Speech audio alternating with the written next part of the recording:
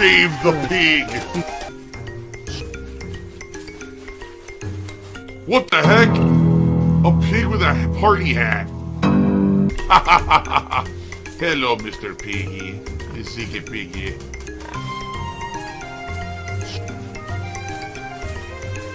Save the pig, the game. The whole game you're trying to save the pig's life. Help! There you go. Someone, just listen to this. Someone took the dollar and says, you won't play Stellar Blade because you are gay. And that is why you play WWE Champions. Well, that's not true at all. First of all, gay people don't have an aversion to women. Like, what are you talking about? Because that's what that's what you're trying to say is, oh, because the main character is a sexualized woman. That's why I don't want to play it. Gay people don't have an aversion to sexualized women. What are you talking about? This person sounds very sheltered. Do they not? Like, they have this weird misconception about gay people, that gay people don't like women. Like, what are you talking about? That's not the case at all. Isn't it true that a lot of gay males are, like, best friends with women? They you know what I'm saying? Like, they're not attracted to them or anything, but they're still friendly and, you know, what are you talking about? Like, oh, I have a strong aversion to women because I'm gay. No. What planet do you live on? I don't know. And the funny part is, the WWE Champions thing also makes no sense. WWE Champions has men and women. It has both in the game. So to say that someone plays that game because they want to see sweaty men, yeah, but there's also the women as well. So you don't know what the hell you're talking about. It's just, again, it's like a child, right? A child trying to take a stab at someone with a silly insult and just falls flat on his face because the child is dumb. Did I enjoy Breakback Mountain movie? What the fuck is that, chicken man? What are you talking about? Alright, so ladies and gentlemen, people have been asking me recently, what happened in regards to you doing interviews on the Level 1 podcast, right? And other topics like that. Like, you seem to have gone back to your, oh, you're doing a lot of gameplay now. You're not necessarily doing some of the content like you said you had been interested in doing. I just got asked on stream, what's the status of doing an interview with Wings of Redemption? What's the status of doing an interview with Boogie? We'd like to see those interviews, even if it means going through Keemstar to get them going, right? Okay, here's the deal. When you are going to appear on this show as a guest for an interview, you have to understand the amazing amount of harassment you might receive as a result. No exaggeration, every single person, the 4 people in a row that I interviewed on this show, all received mass harassment from my detractors. They all were contacted and thrown, oh, you gotta talk about this topic. You better fucking talk to Phil about this. You better do this. Why didn't you do this? How dare you do this, and this, and this, and this? It's like, what the fuck?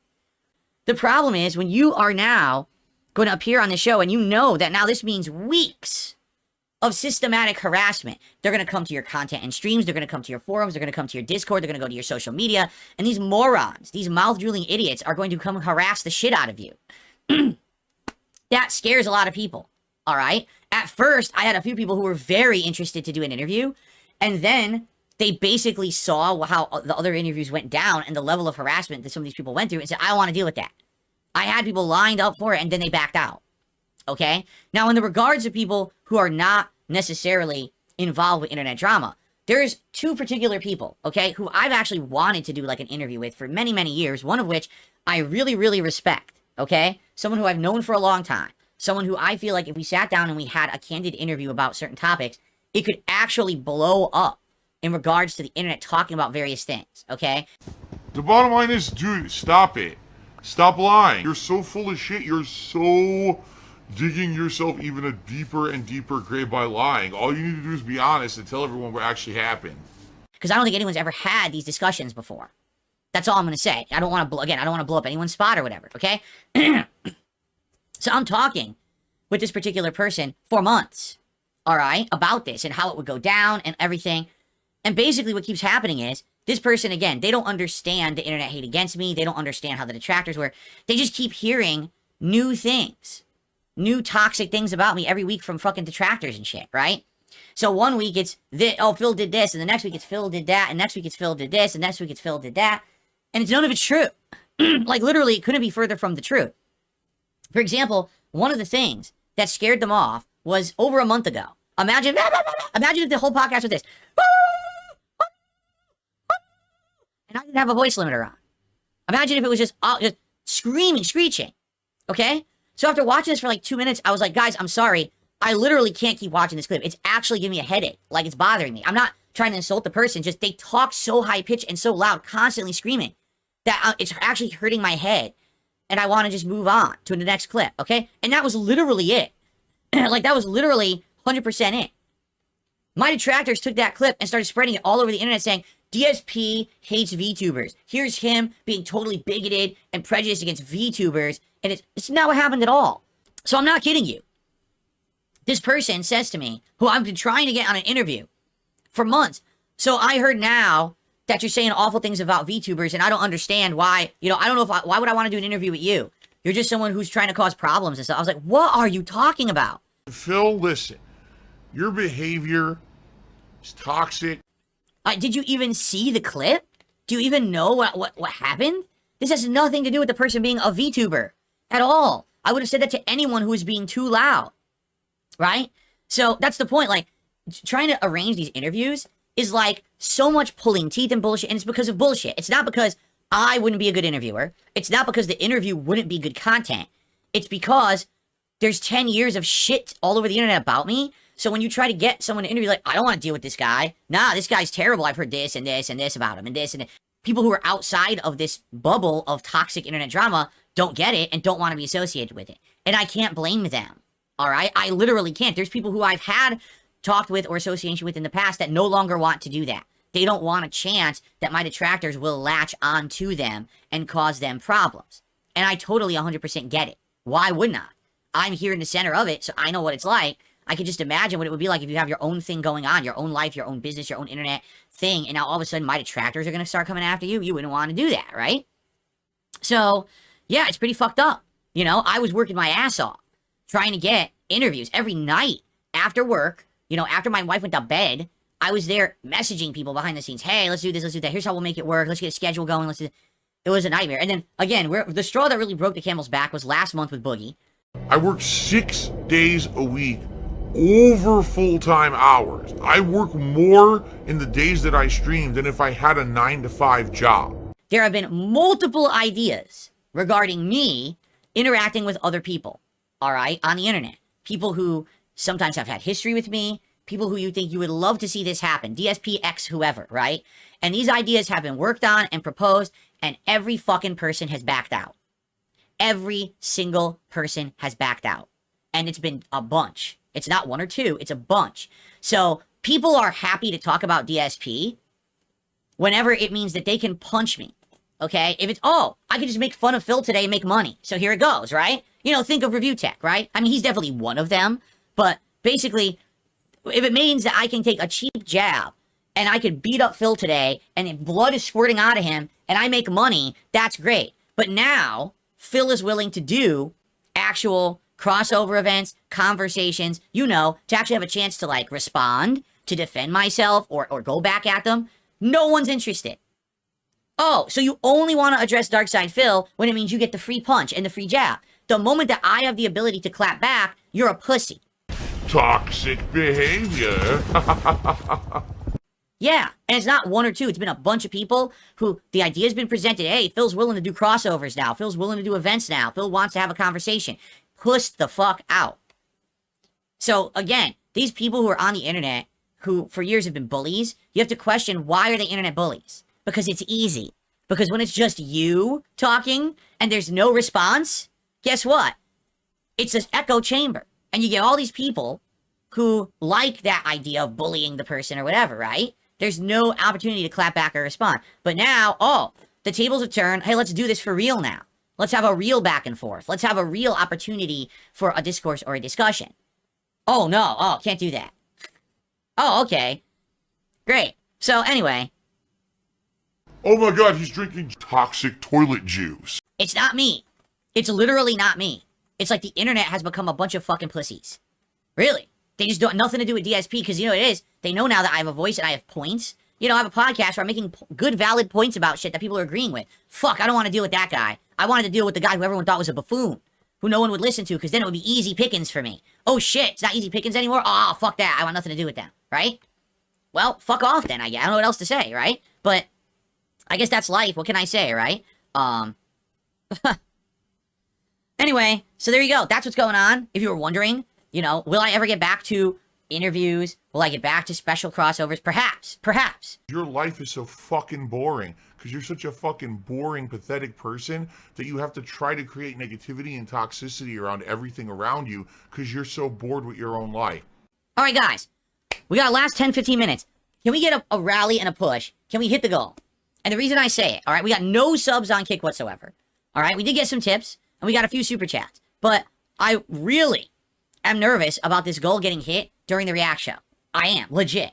I'm telling you up front. The React show doesn't get a lot of support, and it doesn't get a lot of attendance. So I know when this show goes down, and I start streaming over there, there's going to be a big decline, and I'm nervous. I don't want the streak to end at 49, because we're stuck doing these last 2 days of reacting, okay? So please, if you could, please support the stream right now. I'd love to give you a shout out. I'd love to get you on the leaderboard now, all right? Excuse me. Yes, the streak did end during a React stream before. It has. But I need your help. I am appealing directly to you because I absolutely need your help at this point. This is the make or break point. If I don't raise a significant amount, I'm done. Logan Paul, I think, is a detestable individual. You know, I don't think Mr. Beast is as bad as Logan Paul, but Logan Paul is a pretty bad person, okay? So, the moment you say, oh, Prime Energy drink, you know, Logan Paul and KSI, I would never drink it. The moment that you said Prime Energy drink, I will never drink that beverage. I want nothing to do with it whatsoever. The guy's a scumbag. It's documented. The guy's done crypto scams. The guy's done awful things in Japan.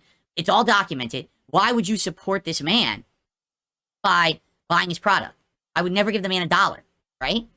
So, I don't get it. So now Lunch League is coming out. It's all three of them backing it. If you don't like them, why are you buying it? I like it's funny because everyone seems to be in this boat. I don't like those guys, right? Those guys suck. But I drink Prime Energy drink. Why? I mean, that's the dumbest thing I've ever heard. You don't like the people who make it. You know when you buy it, you're giving them money, but you're still drinking it, even though you don't like them. So I don't even understand it. Like, to me, the only people who should be supporting these guys are children who are fools, who think that by buying these products, they're going to become filthy rich or something like that. You know what I'm saying? I don't know why anyone would buy or support their products, you know? The king of hate. Hateful speech, constantly. I'm Mr. Hateful Speech. Everyone knows that.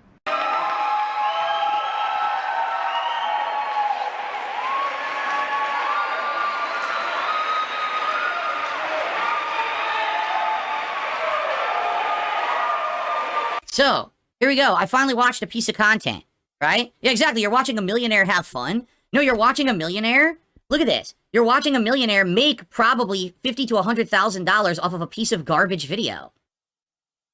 Yep, I'm toxic. What was the point of this? There's nothing in this fucking video worth watching at all. She's waiting in line for the iPhone. She goes in and gets the iPhone. 7.6 million views. What sheep would watch this?